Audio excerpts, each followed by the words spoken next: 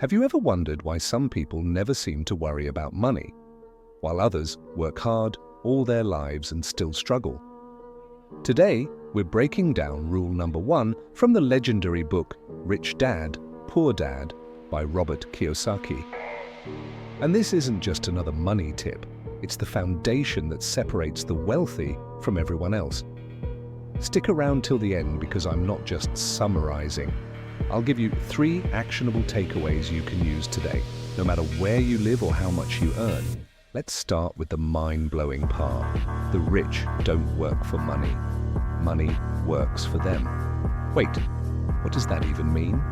In the book, Kiyosaki explains that his poor dad, his biological father, believed in working hard, getting a secure job and climbing the ladder. That's what most people are taught. Go to school, get good grades, find a stable job, work for decades, retire. Sounds familiar, right? But his rich dad, his friend's wealthy father, saw things completely differently. He taught Robert not to work just for a paycheck, but to focus on building assets that generate income for you, even while you sleep. Here's the trap most people fall into.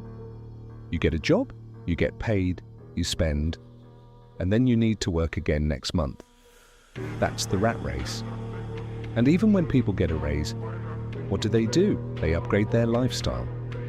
Buy a better car, get a bigger house, take on more debt, so they end up needing even more money, and the cycle continues.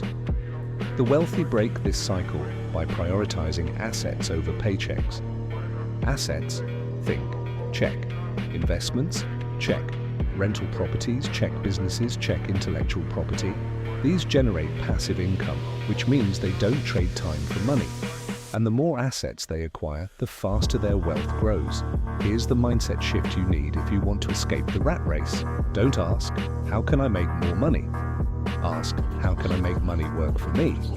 This might mean learning about investing, even if you start small, building a side business that can grow over time, buying assets instead of liabilities. For example, owning a property that brings in rent instead of a car that drains your bank account. It's not about quitting your job tomorrow. It's about using your income strategically to build your asset column, not just your expense column. Okay, here's where most people stop. They understand the idea, but they never apply it. So here are 3 actions you can take today. 1. Track your personal cash flow. Where does your money go? How much goes to assets versus expenses? Awareness is the first step. 2. Commit to learning about one asset class, stocks, real estate, digital products. Pick one and start educating yourself. Knowledge compounds. 3. Shift your thinking. Every time you get extra money, say from a bonus, gift, or side hustle, ask, can this go into an asset? Build the habit of investing, not just spending.